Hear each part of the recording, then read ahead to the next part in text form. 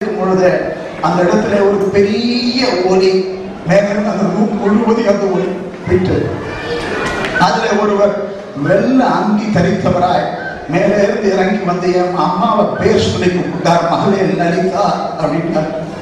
நான் தான் ஜீவனுள்ள தேவன், என் பெயரை இயேசு கிறிஸ்து, என்னால் ஒழிய உங்களுடைய குடும்பத்தை மாற்றி போட முடியாத மகளே அப்படின்னார்.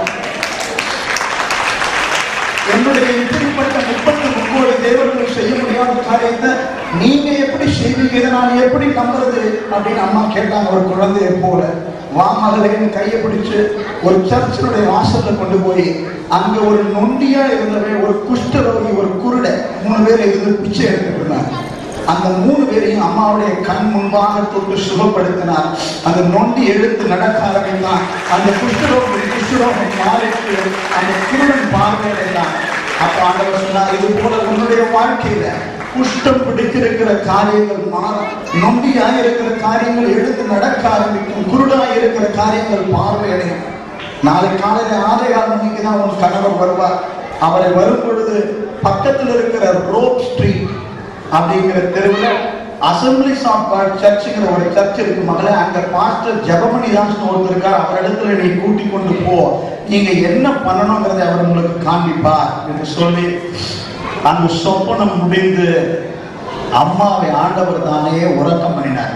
ஏன் இவ்வளவு நான் தைரியமா சொல்றேன், அவர் தான் தூக்கம் பண்ணார் அப்படின்னா, அவங்க அன்னைக்கு தூங்கலைன்னா பிசாசு உயிரோட விட்டுருக்க மாட்டான். அவங்க இன்னைக்கு உங்களுக்கு முன்பாக நான் ஜீவனோடு நிற்க முடியாது.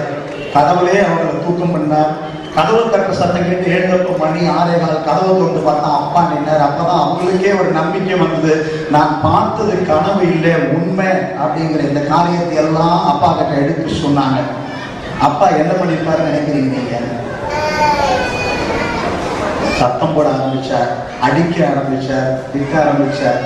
ஒரு பிராமணனா இருந்த என்ன கிறிஸ்துவனா மாத்திரத்துக்கு நீ ட்ரை பண்றியா அப்படின்னு கோவப்பட்டார். நியாயமான கோபம் தான் இல்லையா? அம்மா சொன்னாங்க, எத்தனையோ வழிகளை நாம் ட்ரை பண்ணி பார்த்துட்டோம், ஒரு விதத்திலே நமக்கு விடிவு இல்லை. ஏன் இந்த ஒரு காரியத்தை நம்பி முதல்ல நம்ம ரோப் ஸ்ட்ரீட் போய் பார்ப்போம், அப்படி ஒரு தெரு இருக்கான்னு பார்ப்போம் அப்படின்னா. கண்டிப்பா அப்படி ஒரு தெரு இருக்கு, எனக்கு தெரியும் நன்றிங்க அப்படின்னு அம்மா கிட்ட. அங்க அசம்பிளிஸ் ஆஃப் சர்ச் அந்த சர்ச் இருக்கான்னு பார்ப்போம், அங்க பாஸ்டர் ஜெபமணி தாஸ் இருக்கிறாரான்னு பார்ப்போம். அதுக்கப்புறம் அவர் என்ன சொல்றாருன்னு கேட்போம், வாங்கன்னு சொல்லி கூட்டி கொண்டு போனாங்க. கடவுள் சொன்னபடியே அந்த இடத்துல அந்த சர்ச்சை காண முடியாத கர்த்தர் கிருபை செய்தார். உள்ளே போகும் பொழுது உள்ள இருந்து ஒரு குரல், சகோதரர் வெங்கட்ராமன் அவர்களே உள்ள வாங்க அப்படின்னு. உள்ள போனோடனே கேட்டார், அப்பா நீங்க தான் ஜெபமணி தாஸ் பாஸ்டரா அப்படின்னாரு. ஆமா அப்படின்னாரு. என் பேர் உங்களுக்கு எப்படி தெரியும்? என் மனைவி நீங்களும் இதுக்கு முன்னாடியே சந்திச்சு பேசியிருக்கிறீங்க. என்னை மதம் மாற்றுவதற்காகத்தான் நீங்க 2 பேரும் போட்ட நாடகம் இது அப்படின்னாரு. சகோதரர் வெங்கட்ராமன் அவர்களே, உன் மனைவியை நான் இதுவரைக்கும் சந்தித்ததே கிடையாது. எந்த தேவன் உங்க மனைவியினுடைய தரிசனத்துல வந்தாரோ அதே தேவன் என்னுடைய தரிசனத்திலும் உங்களை குறித்த காரியங்களை எனக்கு வெளிப்படுத்தினார் என்று சொல்லி அப்பாவுடைய வாழ்க்கையில நடந்த 1-2 காரியங்களை அவரோடு பகிர்ந்து கொள்ள அந்த போதகர் முற்பட்டார். இந்த காரியங்கள் எல்லாம் கல்யாணத்துக்கு முன்பாக நடந்த காரியங்கள், அம்மாவுக்கு கூட தெரியாத காரியங்கள்னால ஆணி அடிச்சது போல அப்பா உட்கார்ந்து கேட்டார், நான் என்ன பண்ணணும் அப்படின்ட்டு. மனு குலத்தின் பாவத்திற்காக தேவனாயிருந்த இயேசு கிறிஸ்து மனுஷ ரூபம் எடுத்து உன் பாவங்களுக்காகவும் என் பாவங்களுக்காகவும் மரித்து அடக்கம் பண்ணப்பட்டு 3ஆம் நாள் உயிர் தெழுந்து இன்றும் தேவனுடைய வலது வாரிசத்தில் வீற்றிருக்கிறார். இதை நீ உன் இதயத்திலே விசுவாசித்தால் நீ நீதிமானாக்கப்படுவாய். இந்த கர்த்தரை உன்னுடைய எஜமானாக, உன்னுடைய தேவனாக, உன்னுடைய இரட்சகனாக உன் வாயினாலே நீ அறிக்கை பண்ணினால் ரட்சிக்கப்படுவாய் என்கிற சத்தியத்தை அவரிடத்துல சொன்னார். அதை அன்றைய தினமே அவர் ஏற்றுக்கொள்ளும்படியாக கர்த்தர் கிருபை செய்தார். அன்றைய தினமே தன்னுடைய வாழ்க்கையை இந்த கடவுளுக்காக ஒப்பு கொடுத்தார். 1983ஆம் ஆண்டு 13ஆம் தேதி டிசம்பர் மாசம் முதல் கொண்டு அவர் இறந்து போன மாசம் 30ஆம் தேதி 2003 வரைக்கும் அந்த மீண்டும் குடியை தொடாதபடி என் கர்த்தர் காத்துக் கொண்டார். என் குடும்பத்தை ஆசீர்வதிக்க ஆரம்பித்தார். இழந்து போன வேலையை கொடுத்தார். இதே சென்னை பட்டணத்துல ஆதம்பாக்கத்துல பல லட்சம் மதிப்புள்ள ஒரு வீடு கட்டும்படியாக கிருபை செய்தார். டிஎஸ்பி அப்படிங்கிற ஒரு கம்பெனியில ஜெனரல் மேனேஜர் பதவி வரை உயர்த்தினார். இதெல்லாம் உலக பிரகாரமாக உயர்த்தினாலும் தான் ருசித்த இயேசுவை அநேக இயேசுவை அறியாதவர்களிடத்திலே பகிர்ந்து கொள்ளும்படியாகவும் 30-35க்கும் மேற்பட்ட குடும்பங்களை இயேசுவின் அண்டையிலே வழிநடத்தும்படியாகவும் அவர்களுக்கு எல்லாம் ஞானஸ்தானம் கொடுத்து ஒரு போதகராக இருந்து சபையை நடத்தும்படியாகவும் கர்த்தர் கிருபை செய்தார். ஆமென். உங்களுக்கு முன்னாடி எனக்கு சொல்றது ஒரே ஒரு வார்த்தை தான் இருக்கு.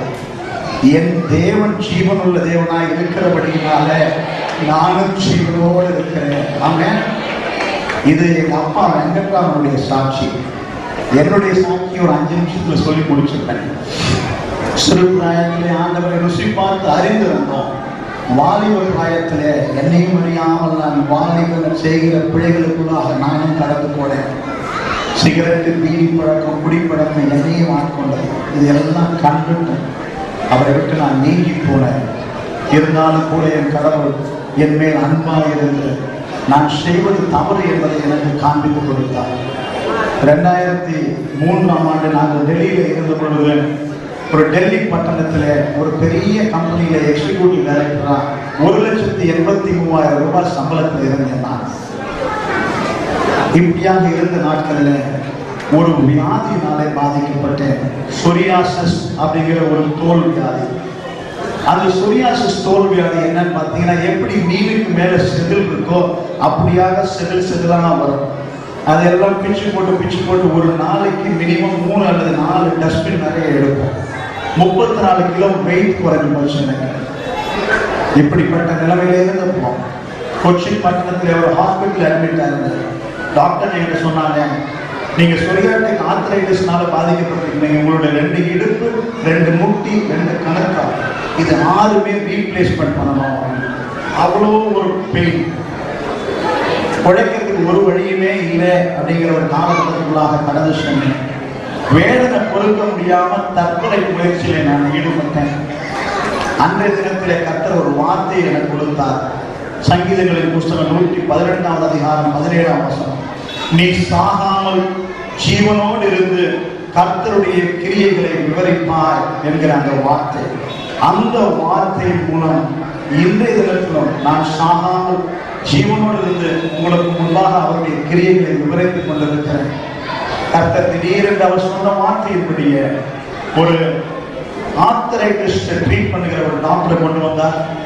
அவர் வந்து பார்த்துட்டு என்னுடைய இடுப்பு, முட்டி, கணுக்காலுடைய எக்ஸ்ரே எல்லாம் பார்த்துட்டு சொன்னார், தம்பி உங்களுக்கு ஆப்ரேஷனே தேவையில்லை, ஆப்ரேஷன் இல்லாமலே உங்களை குணப்படுத்த முடியும் அப்படின்னு சொல்லி ஒரு இன்ஜெக்ஷனை இம்போர்ட் பண்ணி எனக்கு இன்ஜெக்ஷன் போட்டாங்க. மீண்டும் என்னுடைய கம்ப்ளீட் வாழ்வு மாறி புதுவாழ்வு அடைந்து இன்று உங்கள் முன்பாக நிற்கும்படியாக என் கர்த்தர் கிருபை செய்திருக்கிறார். ஆமென். என்றும் மரித்து மண்ணாய் போயிருக்கிற என்னையும் என் குடும்பத்தையும் இன்று வரை ஜீவனோடு காட்டிய இயேசுவை ருசிக்காதவர்கள் யாராவது இருந்தீங்க அப்படின்னா இந்த தினத்துல ருசித்து பாருங்க, அவர் நல்லவர். ஆமென். ஆமென்.